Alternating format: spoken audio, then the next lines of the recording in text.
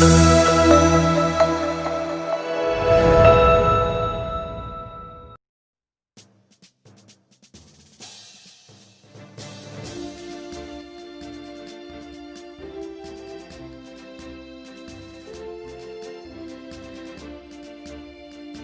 साल पश्चिम बंगाल में होने वाले विधानसभा चुनाव की तैयारी में बीजेपी पूरे दमखम के साथ जुट गई है।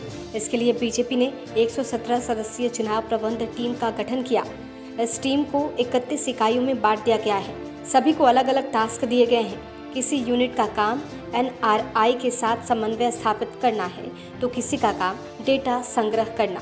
बूथ प्रबंधन से लेकर सोशल मीडिया प्रबंधन की भी जिम्मेदारी बांट दी गई है। चुनाव आयोग से समन्वय स्थापित करने के लिए भी एक यूनिट का गठन किया गया है। बंगाल बीजेपी के शीर्ष नेता ने कहा है कि कुछ सेल में दूसरे राज्यों के नेता शामिल होते हैं, जिनमें सांसद और विधायक भी शामिल होते हैं। उनके पास पार्टी के अनुभवी प्रभारी और सह प्रभारी होते हैं। कुछ सेल के पास इसे देखने के लिए सिर्फ एक राज्य का नेता होता है। 2019 के लोकसभा चुनावों में बीजेपी ने बंगाल में 40% वोट हासिल किए थे। पार्टी के राज्य की 42 में से 18 सीटें जीतने में सफलता मिली थी। अब भाजपा की नज़र विधानसभा चुनाव पर है। 294 सदस्यों वाली पश्चिम बंगाल विधानसभा का चुनाव अगले साल मई महीने में होने की संभावना है।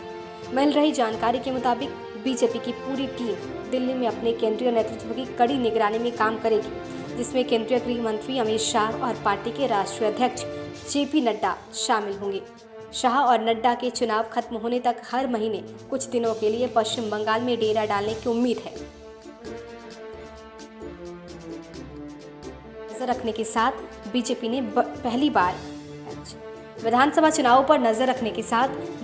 पहली बार अपने 5 केंद्रीय नेताओं को राज्य के सभी 5 संगठनात्मक क्षेत्रों में बूथ स्तर तक पार्टी की संगठनात्मक तैयारियों का जायजा लेने के लिए भेजा था। उन्होंने शाह और नड्डा को इसकी रिपोर्ट भी दी थी।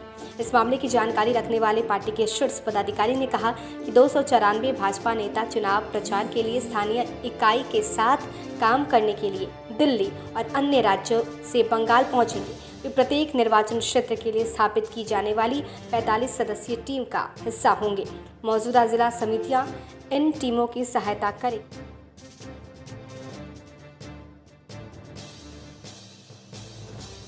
बीजेपी ने एक अलग टीम की नियुक्ति की, जो मीडिया के संपर्क में रहेगी और टीवी इंटरव्यू में दिखाई जाएगी।